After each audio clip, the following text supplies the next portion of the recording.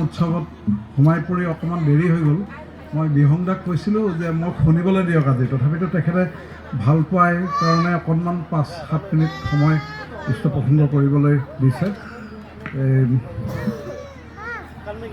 বঙাইগাঁও উৎসৱত গ'লোঁ, খুব আপ্লুত হ'লোঁ, ধুনীয়া লাগিল। কিন্তু যদি সদৌ কোকৰাঝাৰ জিলা উৎসৱত যদি নাহিলোহেঁতেন তেতিয়া হয়তো বহুত এটা জীৱনৰ অভিজ্ঞতা থাকি গ'লহেঁতেন, সেইটোৱে অনুভৱ কৰিলোঁ।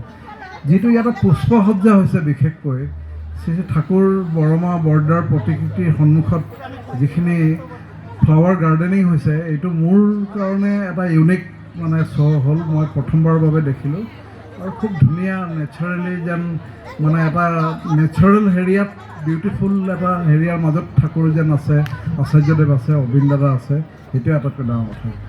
উৎসৱবিলাকলৈ অহা হয়, আমি কথা কোৱাটো বা ইষ্টপ্ৰসংগ কৰাটো ডাঙৰ কথা নহয়, প্ৰভুৰ দয়াটো অনুভৱ কৰিবলৈ অহা যায়, সেইটোৱে হ'ল আটাইতকৈ ডাঙৰ কথা। আৰু একেলগে পৰম পূজ্যপাত শ্ৰী শ্ৰী আচাৰ্যদেৱে একেলগেই এডজাষ্টেণ্ট দুটা ডিষ্ট্ৰিক্ট, বঙাইগাঁও আৰু কোকৰাঝাৰ, এটাৰ লগত এটা লাগি থকা দুখন জিলাত গোটেই জিলাৰ মানুহখিনিক সাঙুৰি লৈ সদৌ জিলা ভিত্তিত যি শ্ৰী ঠাকুৰৰ 137তম জন্ম মহামহোৎসৱ পালন কৰিবলৈ দিলে, ইয়াত আমি আহি তেখেতৰ দয়াটোৱে অনুভৱ কৰা যায়, তাৰ বাহিৰে অন্য আমাৰ একো নহয়।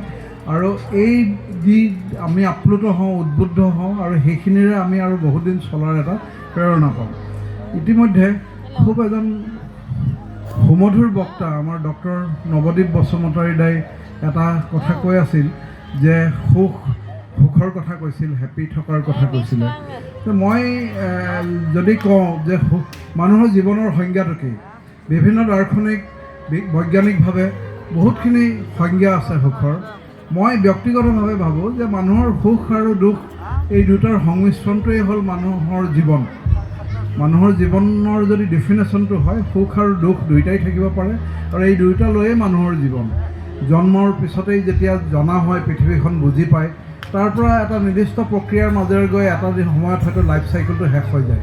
আৰু এই প্ৰক্ৰিয়াটোত, জীৱন যাত্ৰাৰ প্ৰক্ৰিয়াটোত কেতিয়াবা সুখ হ'ব পাৰে, আমি ভালৰ দিনত আমি জীৱনটোক আনন্দ কৰোঁ, উপভোগ কৰোঁ, আমি নিজৰ ব্যক্তিগতভাৱে পৰিয়ালক লৈ, সমাজক লৈ, পৰিৱেশক লৈ আমি আনন্দত থাকোঁ। আৰু কেতিয়াবা দুখ হ'ব পাৰে আমাৰ জীৱনত, সেইটো স্বাভাৱিক, কাৰণ আমি সকলোৱে পূৰ্বজন্মৰ কৰ্মফল অনুযায়ী আমি পৃথিৱীত চলিব লাগে। যেতিয়া আমাৰ বেয়া দিন হয়, ক্ৰিটিকেল মমেণ্টবিলাক হয় যেতিয়া আমাৰ, তেতিয়াও কিন্তু আমি সৎসংগীসকলে, যিসকল আমি সৎসংগী, কেতিয়াও আমি ঘাবৰাই নাযাওঁ। আমি এটা দৃঢ় বিশ্বাস যে শ্ৰী ঠাকুৰ আমাৰ লগত আছে, পৰম পিতা আমাৰ লগত আছে, আমাৰ আচাৰ্যগুৰু আমাৰ লগত আছে, পূজ্যপাত শ্ৰী শ্ৰী অবিন দাদা আমাৰ লগত আছে। আৰু এই যিটো ভাৱ, এই ভাৱটোৱে আমাক দুখৰ দিনতো এটা মহাশক্তি প্ৰদান কৰে। আৰু আমি সেই ক্ৰিটিকেল মমেণ্টবোৰত কাৰেক্ট ডিচিশ্যন লৈ যদি সুন্দৰভাৱে যদি পাৰ কৰি দিওঁ, আকৌ ভাল আহে। সেইটোৱে হ'ল আমাৰ আটাইতকৈ পৰম সম্পদ বুলি মই ভাবোঁ। আজি আৰু অকণমান আগতে মোক ইয়াতে আমন্ত্ৰণ কৰোঁতে এজনে কৈ আছিল, যিজন দাদাই কৈছিলে ইয়াতে, যে গুৱাহাটী ইউনিভাৰ্চিটিৰ সৎসংগ ফৰাম, আমাৰ গুৱাহাটী বিশ্ববিদ্যালয়ৰ সৎসংগ ফৰাম আছে, য'ত ল'ৰা ছোৱালীবোৰ দীক্ষা লৈ এটা খুব ধুনীয়াকৈ ঠাকুৰক লৈ তেওঁলোকে ঠাকুৰ পাগল, কোনোবাই হয়তো মাষ্টাৰ্ছ কৰি আছে, কোনোবাই UG কৰি আছে, কোনোবাই PhD কৰি আছে, ৰিচাৰ্চ কৰি আছে, কিন্তু প্ৰত্যেকেই এটা কমন আইডিঅ'লজি লৈ চলে। তেখেতসকলে চবেই পূজ্যপাত শ্ৰী শ্ৰী অবিন দাদাৰ প্ৰতি অগাধ তেওঁলোকৰ ভালপোৱা আৰু প্ৰেম, আৰু এই বস্তুটোৱে মোক তেওঁলোকৰ প্ৰতি আকৃষ্ট কৰে বহুতখিনি। যিটো মমেণ্টত উচ্ছৃংখল এটা সময়, পঢ়ি থকাৰ সময়খিনি হ'ল এটা উচ্ছৃংখল সময়। আজি গোটেই সমাজ বিজ্ঞানীৰ পৰা গোটেই মানুহৰ ঘৰবিলাকৰ প্ৰত্যেকৰে এটাই চিন্তা যে উঠি অহা যিটো আপকামিং জেনেৰেশ্যনটোক আমি কেনেকৈ ঠিক কৰিব পাৰোঁ, আমি কেনেকৈ সিহঁতক শৃংখলাবদ্ধ কৰিব পাৰোঁ, এই কথাটোৱে হ'ল আটাইতকৈ ডাঙৰ প্ৰশ্ন বা বহুত ডাঙৰ চেলেঞ্জ আমাৰ কাৰণে। আৰু এইটো সামাজিকভাৱে বা ৰাষ্ট্ৰীয়ভাৱে নহয়, ইভেন প্ৰত্যেকখন ঘৰতে প্ৰত্যেকটো পিতৃ মাতৃৰ কাৰণে এইটো এটা ডাঙৰ চেলেঞ্জ।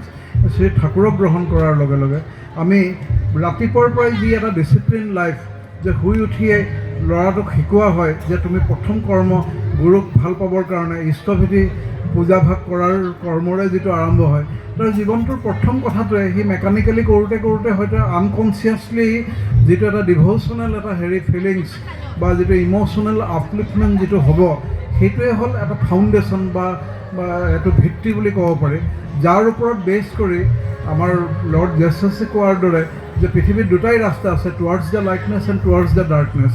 ই কোনটো ৰাস্তা চুজ কৰিব সেইটো আটাইতকৈ ফাউণ্ডেশ্যনটো বা ভিত্তিটো এটা বাচ্চাৰ যিটো হ'ব সেইটোৰ ওপৰতে কিন্তু সেই পৃথিৱীখনৰ পৰা ভাল ৰাস্তাটো ল'ব নে বেয়া ৰাস্তাটো লৈ সি বাছি ল'ব।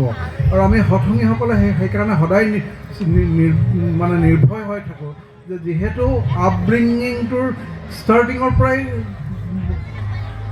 ঠাকুৰৰ আইডিঅ'লজিটো ইনকালকেট কৰাৰ কাৰণে যিটো আমাৰ ঘৰত এটা নৰ্মেল যিটো প্ৰক্ৰিয়া আৰু সেইটোৰ দ্বাৰা তেওঁলোক আমাৰ বাচ্চাবোৰ যেতিয়া গ্ৰ' কৰি সেই কালচাৰৰ দ্বাৰা তেওঁলোকে ইনফ্লুৱেঞ্চ হয়, যেতিয়া আগবাঢ়ি যায় তেতিয়া আমি ল'ৰা ছোৱালীবিলাকক আজিৰ জীৱনত কেতিয়াও ঘৰত বান্ধি ৰাখিব নোৱাৰোঁ। পঢ়া শুনা কৰাৰ পিছত এই কম্পিটিটিভ ৱৰ্ল্ডত তেওঁ ক'ৰবাত চাকৰি কৰিব, কিন্তু মাক বা বাপেকবিলাকে কেতিয়াও চিন্তা কৰিব নালাগিব যে যদি মোৰ ল'ৰাটোৱে হয়তো বেয়া পথত বা নকৰিব, সমাজত নকৰিবলগীয়া কামটো কৰিব।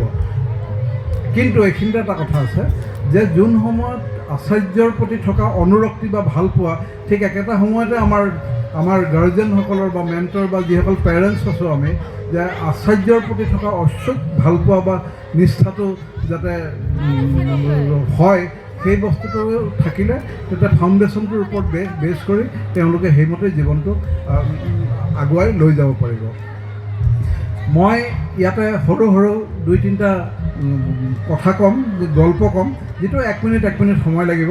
এইটো আমাৰ ল'ৰা ছোৱালীবিলাক যিবোৰ ষ্টুডেণ্টবিলাকৰে কথা আজি বঙাইগাঁৱতো কৈছিলোঁ, মোৰ ভাল লাগে, ইয়াতেও মই কয় আৰু 2-3 মিনিটত মই শেষ কৰিম।